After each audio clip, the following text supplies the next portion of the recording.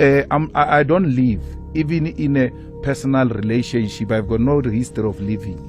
So I don't leave. I stay and fight from there, from the center, from where it matters the most.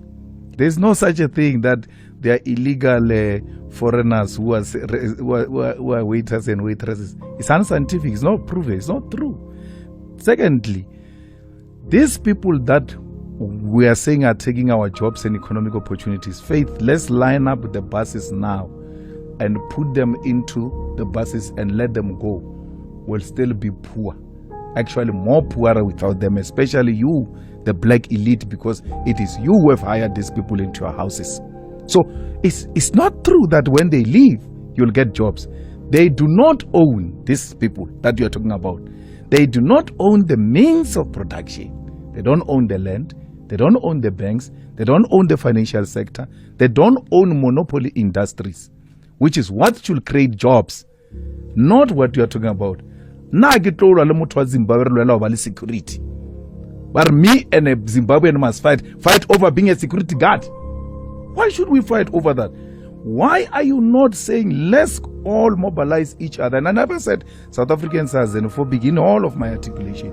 I'm saying this thing is imaginary because South Africans coexist with these people. They don't have a problem. But let me make the last point. Yeah, in Alexander, Dudula goes and remove those foreigners, all of them who are selling tomatoes in some open space there. They remove them completely successfully. They go.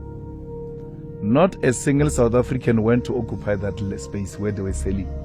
As a result, Alexander people started complaining.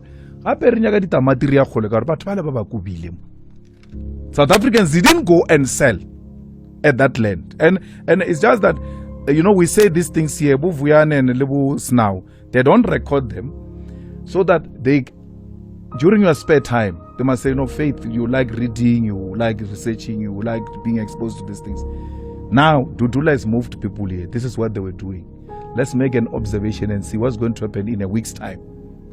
If indeed these people have taken anything from South Africans, let's go and see what will happen in a week's time. Nothing will happen. If anything, those people are going to come back, they are going to be received, and our people are going to buy from those people. The nonsense I don't agree with is this thing of selling expired food.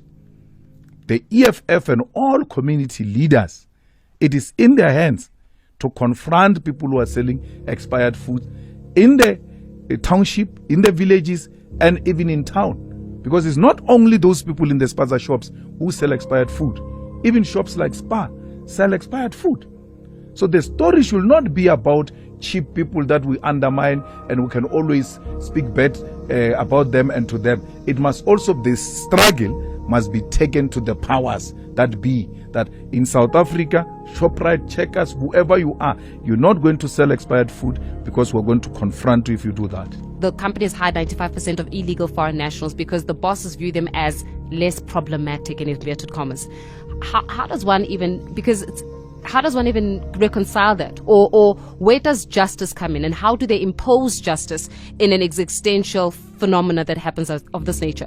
Well, it's not a big problem. We can go there tomorrow and remove those foreign illegal foreigners. There is a law in South Africa on how those issues get to be dealt with. And I'm happy you said to Dixon, it's not those foreigners the problem.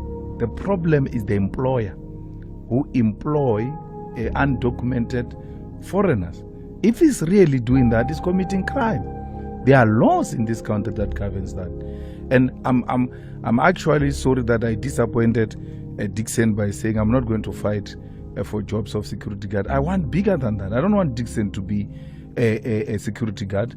I want him to own the farm. I want him to own the industries. I want him to be an industrialist. And that's where my struggle is. My struggle is not to perpetuate slavery of black people. And if that disappoints Dixon, it's his own problem. I'm not going to retreat from that. I'm fighting for a bigger thing. And that bigger thing is black people owning the economy of South Africa. And that's my focus.